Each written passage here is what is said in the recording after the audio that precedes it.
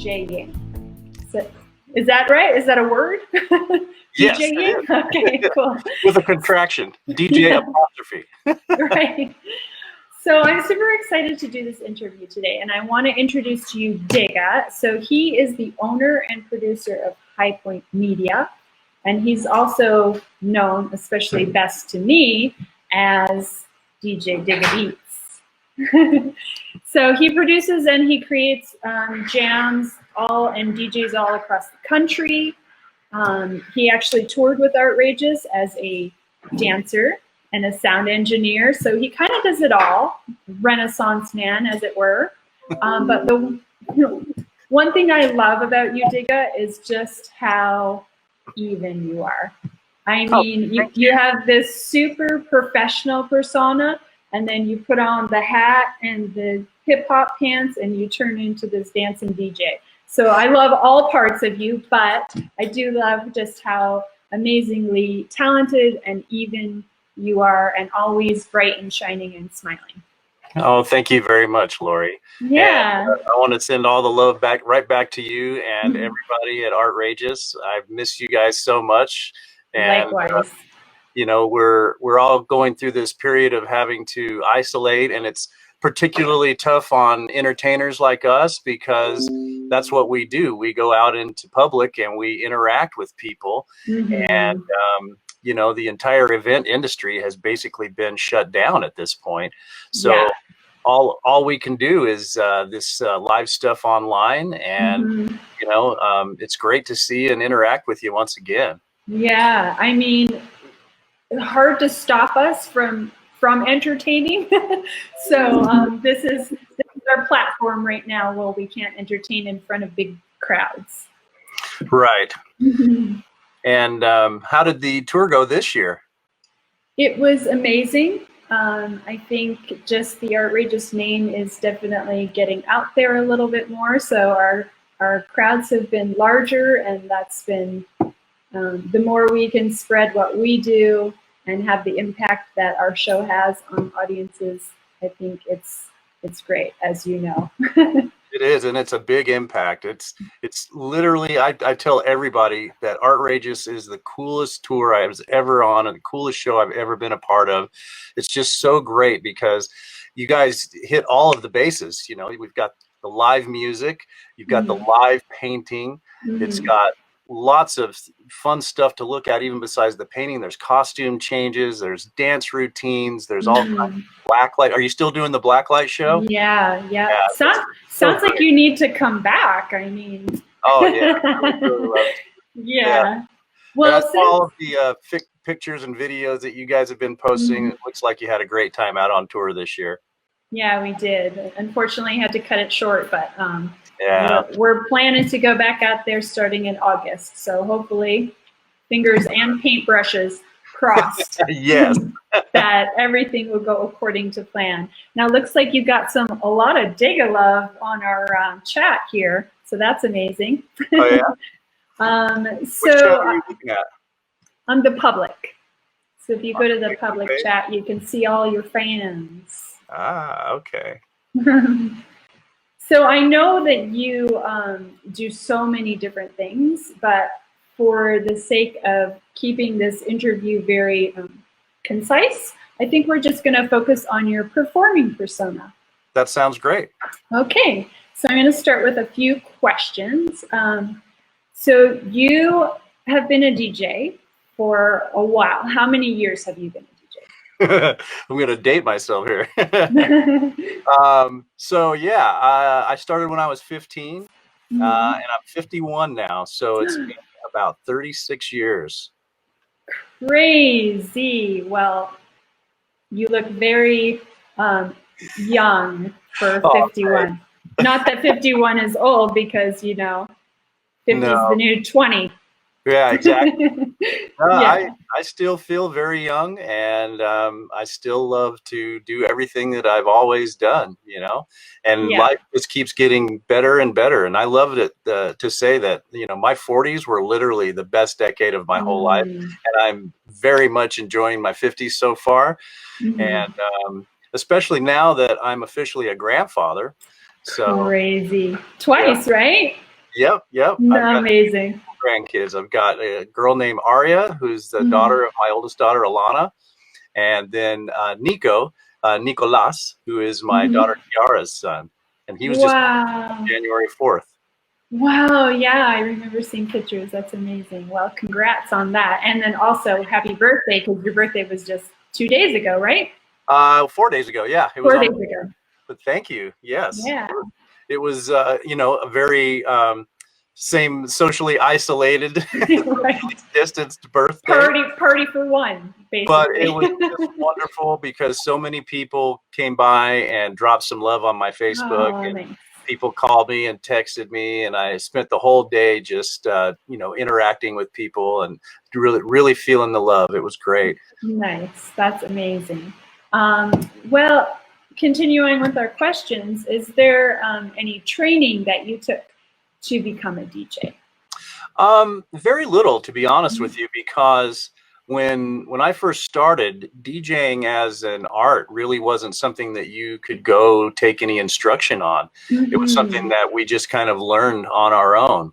One thing I was thankful for, though, is when I first started, I joined up with a mobile DJ company called Party Crew. And the Mhm. owner of Party Crew was actually a sound engineer. He had a degree in sound engineering from Brigham Young University. And the very first thing that he did when we met for the first time is he sat me down and he taught me about proper signal flow. He taught me Hmm. about, you know, 0 dB being what's called unity, and that's where you don't want to go any higher than that because you'll get Mhm. distortion.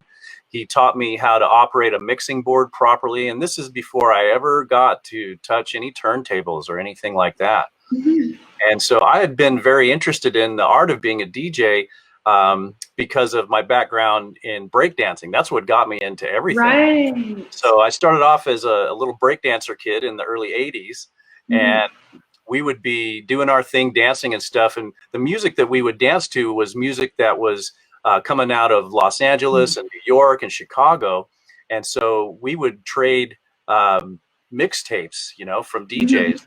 And I would hear these mixtapes and I would hear how the songs were all blended together. They were all songs that I had on record and I knew them as individual records. Mhm. And I do still play records, by the way. Here's one right here. You can't see it. Nice. Maybe I'll move my camera here in a second and show you my whole little studio since we're kind of Yeah. limited on what you can see. But it was cool to hear these mixtapes with all the songs blended together and to hear the DJ scratching on top of it and stuff. So that got me fascinated with being a DJ. Mhm. So yeah, you know, I just kind of learned by watching, Mhm. watching other DJs, watching Mhm. on TV whenever I could see a DJ on TV, which was rare back then, and then just going out and playing gigs and just learning Right. on my own. That was really how we did it. We just jumped into it. Yeah, yeah. Nowadays, you can take classes. There are Mhm. literally classes at universities. There are companies that do nothing but give DJ lessons. You can go and they'll have whole rooms set up with DJ equipment. You can go in and learn, get instruction. I used to actually do that. I've taught well over 100 people how to DJ, and you know, there's YouTube tutorials. There's all kinds of great resources these days for people who are just getting into it to learn. So I'm kind of jealous because I had to do it the long hard Right. Right. way, but Right. Well, you can it's always go great. back and learn more, I guess. No, and I do. I'm constantly learning new stuff. I love to see what other DJs are still doing these days. The Yeah. art has really progressed as the years Mhm. have gone by, and so yeah, it's great to see all the young upcoming talent and the new innovations that they're doing, combined with Mhm. still doing a lot of the classic stuff that DJs do. Right. Right. And there's just so many different aspects to being a DJ, and Mhm. it's something you can never stop learning. Right. That's so cool. Yeah, and it's so cool that you learned a lot by just like throwing yourself in there and the whole like learning by experience. I really relate to that. Absolutely. Yeah, Mm. that's how you guys did it. I know the Artrageous' story, and I know how you guys started Yes. way back in the days as just as a puppet show, and then you moved on to learning other things, and Mhm. eventually you learned how to paint, and you guys learned how to Yeah. play instruments on your own, and that's fantastic. And now you guys are just this amazing, well-rounded entertainment show, and I just love Artrageous so much. Back at you. So next question. Is it important to create a persona or a character when you are becoming a DJ? And like, how important is the look and the name and all that kind of stuff? Well, I would say that it depends on what exactly you're trying to do. To some level, yes, it definitely does involve a persona, and you can do it sort of in a minimal way, or you can take it to the extreme and invent, a completely different character where nobody even knows who you really are. And I could use someone like Marshmallow as an example of Right. that. Being a DJ is a form of entertainment. And so there's sort of that expectation for you to be a little bit larger than life, And so a persona that's added on, if you've already got a huge personality, then, you could just be yourself and just, you don't really need to do too much as far as a persona. But, I have definitely constructed a persona as Diggabeatz. I've taken a lot of the things that some of my most favorite things in life, such as breakdancing and boom boxes and, the classic hip hop style. You'll typically find me wearing an Adidas jacket, and people know me as sort of like the old school hip hop kind of persona. And so, yeah, that's kind of what I've based my stuff on, and I kind of roll with that. But that's not how I'm always hanging out. Right. I'm You've definitely been seen in a suit and tie. Oh yes, definitely. Especially with my company, what I do for work these days, I still make probably about 25% of my income as a DJ, but the other 75% of my income is based on the other part of show business, which is the backstage part of show business, where I do a lot of stage managing. I own a company where I provide stage hands and technicians, sound guys, lighting guys, video guys, forklift. I do a lot of forklift operating. And Crazy. I love working in the corporate realm where I put on a suit and tie, or just a shirt and tie, or sometimes just plain black clothing. Just depends on the situation. But yeah, I've got a lot of different sides to me. But having the persona, I would say that definitely is an important part of it. And like I said, you can take it to the extreme, or you can do it minimally, or somewhere in between. But yeah, it's definitely an important part of it. Yeah. Well, that leads to like, how did you get the name Diggabeatz? Is there a story behind that? There is a little bit of a story, yeah. So when I first started out as a DJ, when I first took on a stage name, if you will, this was in 1989, and I started DJing at my first club residency. It was a club here in Provo, Utah, called the Ivy Tower. And so my first stage name was DJ LTD, and LTD as in limited edition, because that's how I looked at myself. I was a limited edition, right? And then after I moved to Florida, I was just driving down the street listening to some hip hop, some rap music, and some people may remember this old movie that Spike Lee produced called The Crooklyn Dodgers. And I was listening to the soundtrack of The Crooklyn Dodgers, which was mostly a rap album. And there was a line from this one song, the actual theme song of the movie. It said, "Tell Lord Digga to dig some graves." And I was like, Lord Digga? What a cool name, because as a DJ, I prided myself on being what's called a crate digger, right? And that's what that's what we do when we're playing records in whatever kind of situation, whether it's a club or a party or whatever. You've got records playing, and then the next thing you're doing is you're digging through crates to find your next record. And then we go shopping at record stores, and we dig through all kinds of crates at the record stores. And so I actually had a T-shirt back then that said "Crate Digger" on it, you know. And so I knew what they were getting at with this guy named Lord Digga. And so I was like, man, that is such a cool name, Lord Digga. I think I want to be a digger, because I am a digger. But if I was a digger, I wouldn't dig graves like Lord Digga in that song. What would I do? Well, I would Diggabeatz. Yeah, Diggabeatz. Diggabeatz. Yeah. Hey, that kind of rolls off the tongue, doesn't it? Love it. Amazing. So great after story. That day, that was me from that point on. I've been since like 1993. Amazing. Such a great story.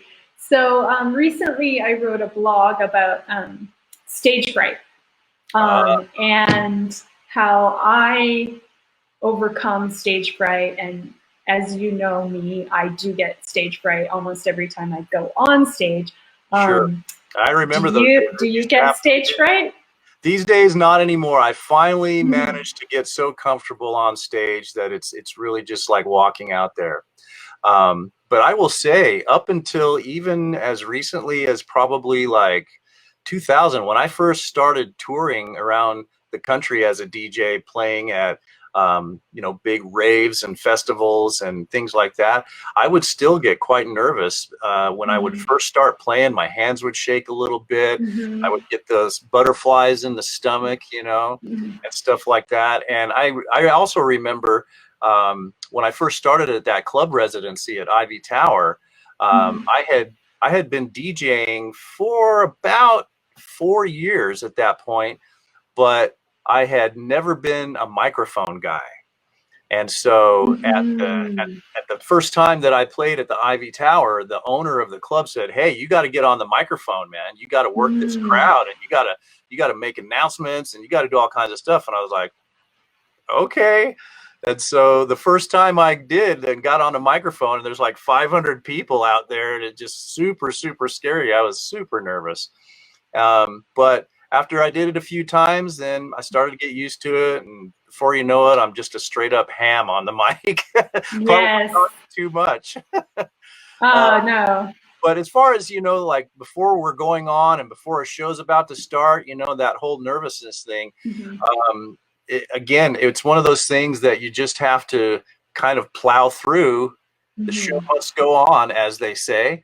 And what I always found is, even when I would be super nervous and shaky, I'd do my first couple of mixes, and like I'd pick the needle up, and I'd just be shaking, because especially as a DJ, if you're in a band, it's one thing because the attention from the audience can kind of get spread out, but as a DJ, all the focus is right there on you. And sometimes they're right up at the DJ booth, like just looking at you to see what you're going to do, and you better be good, or else they're just going to start talking smack on you. Ew, it makes me nervous just talking about it, but I totally know, like sometimes my brush will, as I'm painting on stage, it'll be like totally shaking, and I'm trying to do like an eye or something really like delicate, and it'll be like, so I totally know what you're talking about. Yeah. Woo. But then you'll know too, after a few minutes, it just kind of mellows out and goes away. Because once you start getting into the show, you don't really think about anything else. And after a while, the crowd kind of just disappears, and you're just doing your thing. But now I'm like I said, I'm so comfortable on stage. I've gotten to the point where I actually thrive on that attention and that energy from the audience, and I love to interact with them. Like when I was touring with you guys with Artrageous, I would love to be on stage dancing and just look directly at people in the front and point at them and get them to dance with me and stuff. It's just so much fun. Yeah, absolutely. Yeah, that's kind of the best part. It is. It definitely is. And that's, again, one of the things I love about Artrageous more than anything else is how family oriented and family friendly the show is. There's something there for everybody. In fact, every every part of the show is appealing to anybody. So it doesn't matter how old you are, how young you are, doesn't matter where you come from, what your cultural background is. It's just a really, really entertaining, fun show, and it's such a great way to connect with people. And as touring all over the United States, you just get to do it with so many different places and people, and it's just an amazing experience. Yeah, we've met so many amazing members of audiences that we have been to, and it's just like they've become family, you know. Exactly. So yeah, lifelong it's friends. really cool. Absolutely. Yeah. So what is the biggest crowd you've ever performed in front of? And I know there's some pretty big ones. Well, give me a number. I have played for some big crowds, that's for sure. But there is no doubt whatsoever which was the biggest crowd of all time. And that was when I performed as a dancer with Earth, Wind, and Fire in the closing ceremonies of the Olympics here in Salt Lake City. And we performed in Rice-Eccles Stadium for approximately 80,000 people, something like that. Wow. And then we had a worldwide television audience of over 1 billion people. Wow. And it was really cool too, because they actually did a close-up on me. In fact, for anybody watching, you can go look it up on YouTube.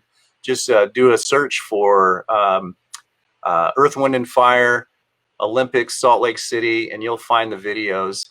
I'm so gonna watch that after this interview. it was such an amazing experience. I gotta tell you. That's so cool. So questions about DJing. Do you make your own beats, or do you use like cover songs, or do you mush them together? Like how do you create? Yes, I do both. So I started producing my own music after I had been DJing for quite a while. I bought my first drum machine and just started experimenting with making some drum beats and stuff like that. And so as the years have gone by, I actually first started releasing music to the public back in 2010. I got signed to my first record label, which was a label called Octane. And they put out a couple of my records, and I made a music video for one of them. And since then, I've released somewhere in the neighborhood of like 10 songs on my own, with the last few songs being on a label called Kaleidoscope, which is one of the classic Florida breakbeat record labels out of Florida. They're actually based in Atlanta now. My boy Huda Hudia, what's up, Huda? And so most of the time I'm playing other people's music. But depending on the situation, I can usually work at least 1 or 2 of my own tracks in, sometimes a few more. And, you know, my entire career, I have done a variety of types of events. So, you know, one weekend I might be playing at a club venue, and then the next night I might be DJing a wedding or a corporate event or a picnic or a birthday party, or you know, it just depends on the situation. And so, you know, obviously every situation calls for a different type of music, a different style. And so it's really important as a DJ to just listen to all kinds of music all the time. And being that person who always has just loved music so much, then that's what I've always done throughout my whole life. And so I find it funny when people say, hey, what's your favorite type of music, or what's your favorite style? And I just can't answer that. Or if they say, what's your favorite song? I'm like, there is no way for me to answer that question. So many. I love music so much. It's literally like my heart and soul. And you know, it just depends on what's going on and what the situation is. You just play what you think the people are going to respond to. Right. That's very cool. I didn't know that you did all that. So that's cool. Is there a Grammys of DJ world? Oh, wow. You know, so there used to kind of be, there were in the past a couple of DJ conventions where they would, like DJ Times Magazine used to have a convention every year. I don't know if they still do or not. They may. Mhm. And so, you know, then they would do like a poll every year where people would vote, and then they would give an award to DJ of the year, stuff like that. And to be honest with you, several years ago, I just kind of stopped paying attention to that Mhm. kind of thing. I can tell you one thing that is a little bit different, not like a Grammys, but it's more like the most well-known competition Mhm. for DJs. There's two of them. There's the DMC and Mhm. the IMF competitions, and those are for like the hip hop style or turntablist style of Mhm. DJing. And for many years, that was considered sort of like the holy grail of DJ awards. If you could win the DMC championship, then you were definitely considered a world-class DJ at that point. Oh, awesome. Have you ever entered those? I have not. Uh, uh, well, I, I I do see a lot of records up on your wall there. Tell me about that. yes, and you know, if I pan the camera over, you can see my racks of records there, and Oh, I've got some over wow. there. You can see all my cassettes on the wall there and stuff. Um, so yeah, I've entered a couple of competitions in my career, but to be honest with you, that just never really interested me all that much. Right. What was Gotcha. really important to me, I've always known that I'm a good DJ, but I've Mhm. also always known that I'm not the best DJ around, that there's always somebody out there better. But it's all about just being yourself, letting that Mhm. persona come out, and Mhm. just having as much fun as possible, sharing music with people. That's really what Mhm. it's all about to me. Mhm. You know, accolades are great, but you don't need them in order to be successful as a DJ. Right. And I'll tell you this much right now too, you know, even the DJs that have won the biggest competitions in the world, those are not necessarily the highest paid DJs or the most booked DJs that there are out there. It's really about Mhm. connecting with your audience, and about just being yourself, and really connecting with people, and sharing that music, and sort of being in that moment together, you know? So Mhm. Yeah, totally relate. Yeah, that's definitely an outrageous um, virtue as that's one of well. my favorite things about Outrageous is the audience participation. And my most favorite part, I'll have to admit, is the part where you bring people up on stage and we do the bubble Mhm. wrap, where we roll the bubble wrap out in the Mhm. audience and you put it on the stage and everybody's stomping, and we get all Mhm. these people on stage interacting together. And it's just so fun because people feel like they're a part of the show. Mhm. They are a Definitely. part of the show. Yeah, for sure. Couldn't do it without them. That's right. Do you have any career highlights? I mean, besides the Earth, Wind, and Fire performance, is there anything else that you would say that was amazing? Oh wow, there's so many. Um,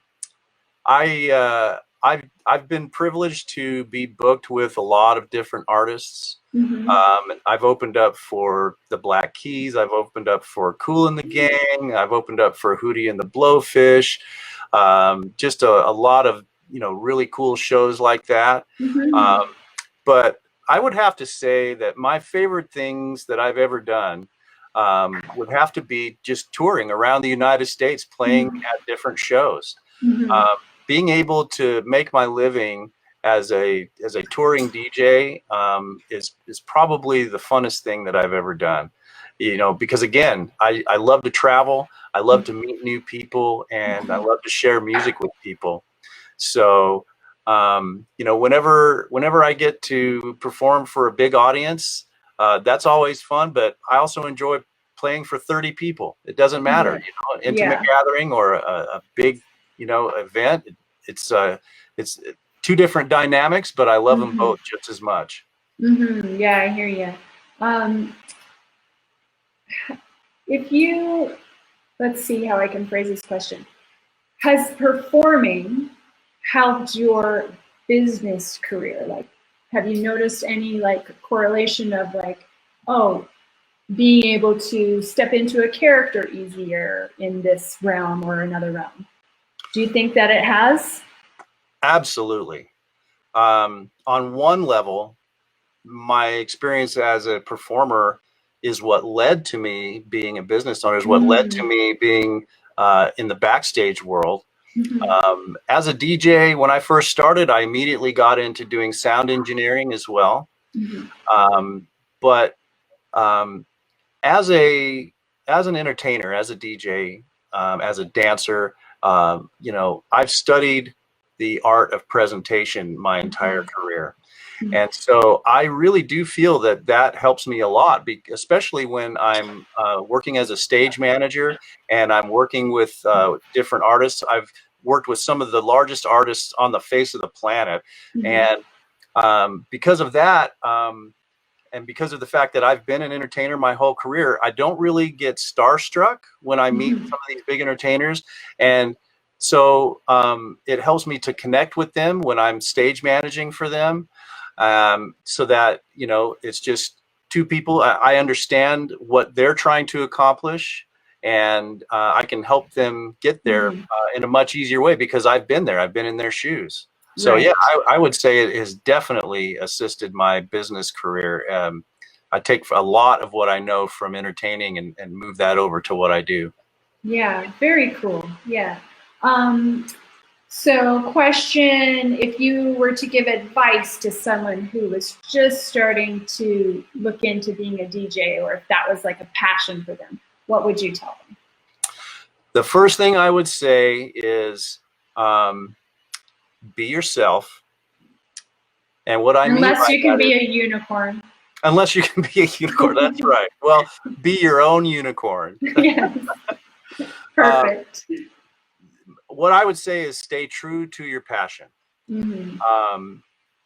There are a lot of people who think that being a DJ is about, you know, just trying to appease an audience's taste, or trying to look cool on stage, or, you know, something like that. And to me, it's really, it comes back to all the things that I've been talking about: staying true to your passion, staying true to your love for music, play the music that you love to play. Yes, there is a lot of situations where you're playing what other people want to hear. For example, like a wedding or a corporate party or something like that. But even then, you have the opportunity to let your personality shine through and to connect with whatever audience that you're in front of, and you can draw them into your world. And that's what I really like to do. I you know, you'll get into certain situations and your job is to get people to dance and have a good time. And that's really how I think of myself as a fun leader. You know, I lead into having fun, and they're looking to me to do that.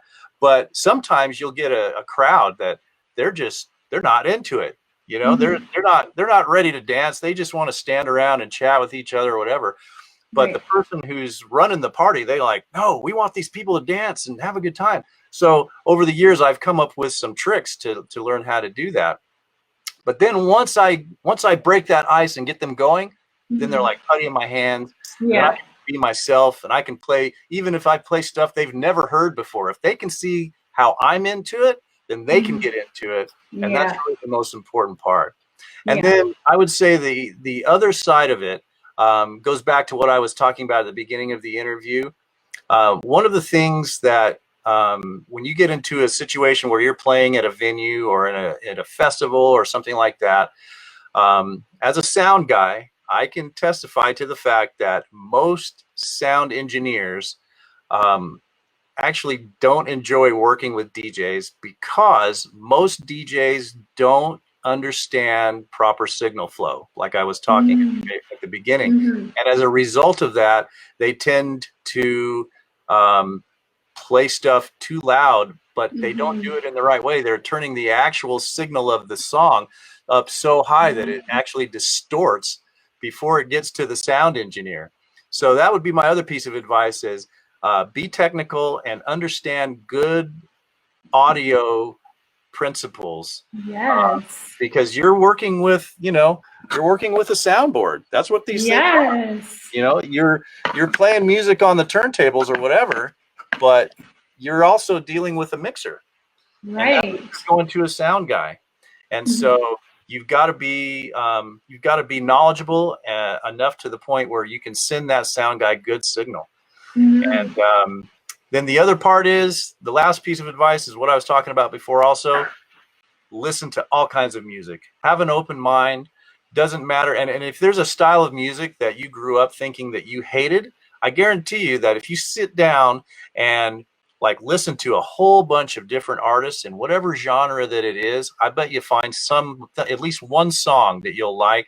And if you can do that, then you can open your mind a little bit and you can start to sort of empathize with other people's tastes.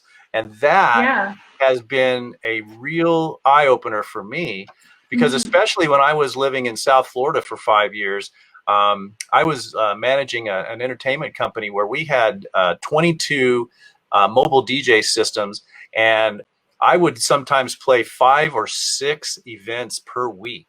And I would go from there were some Saturdays where I would do like a wedding in the morning, and then a bar mitzvah in the afternoon, and then a corporate event for Haitian people at night, And so, or, then the next day, Sunday, I would do a picnic where all they wanted was country music, or, it just, you find yourself in a lot of different situations.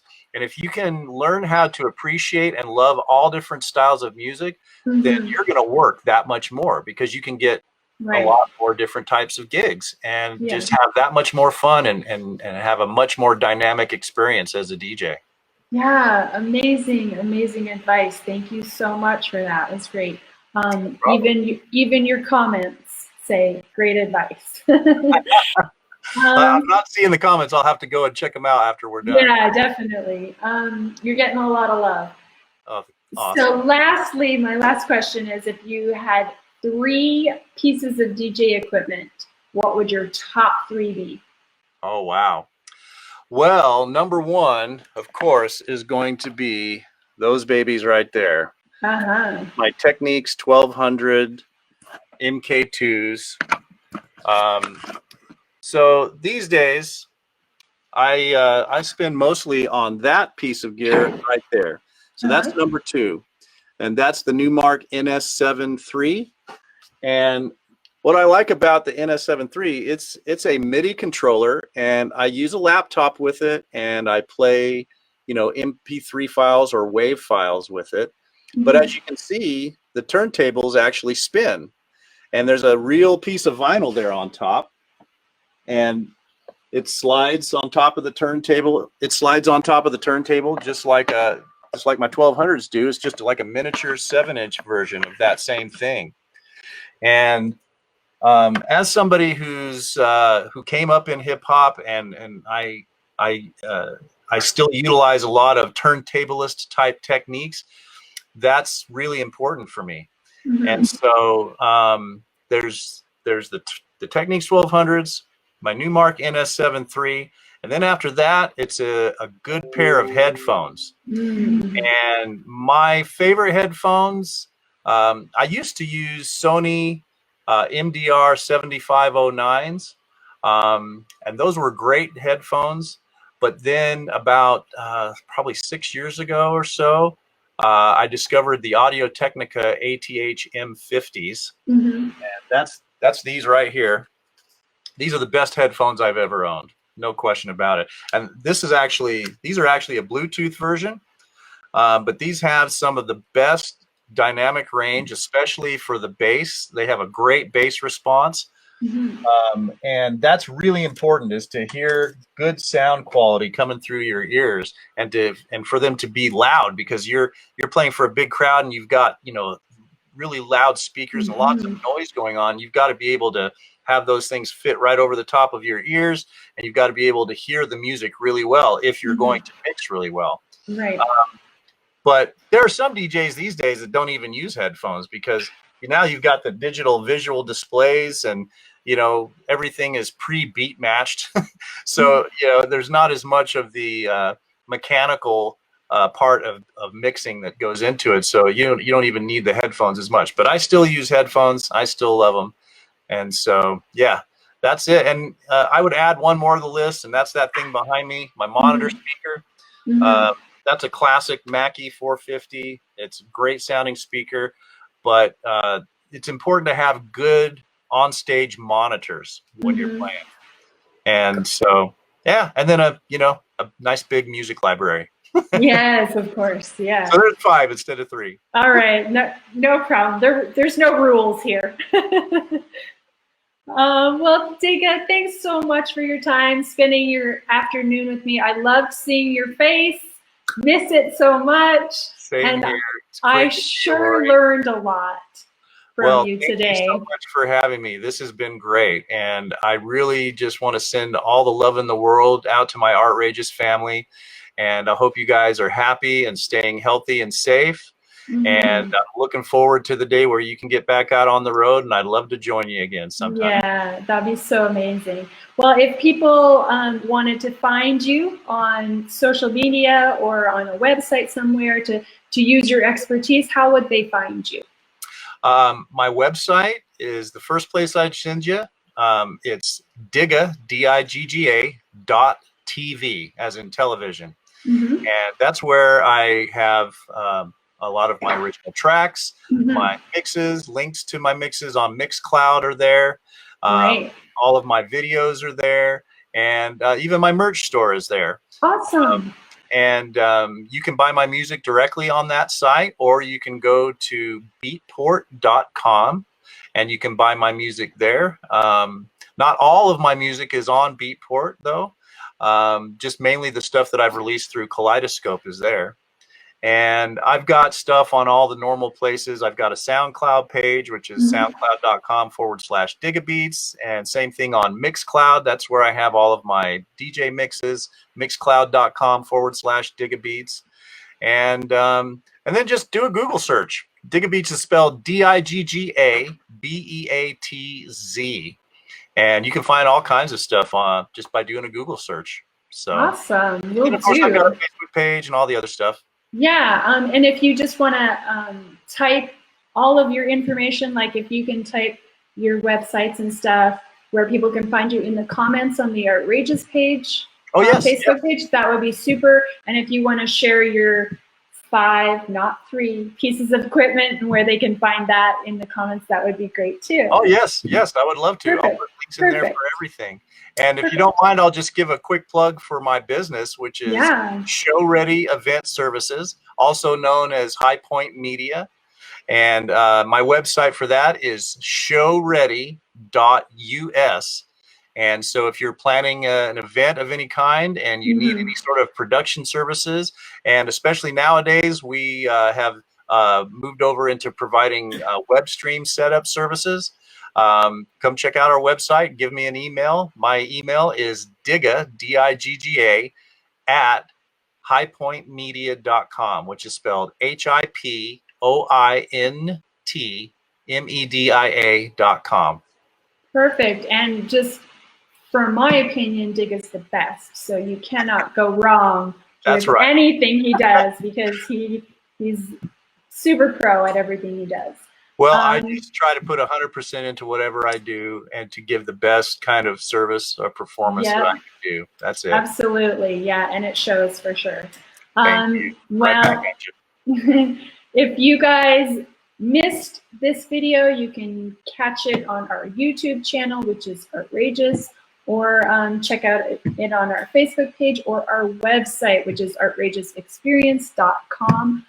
Definitely go to the website and look at all the videos. If you've never seen Artrageous in person, it is something you must experience at least once or twice in your life. It is the most unique show that I've ever seen or been a part of out there. And everybody loves it. It's just fantastic. Thanks, Digga.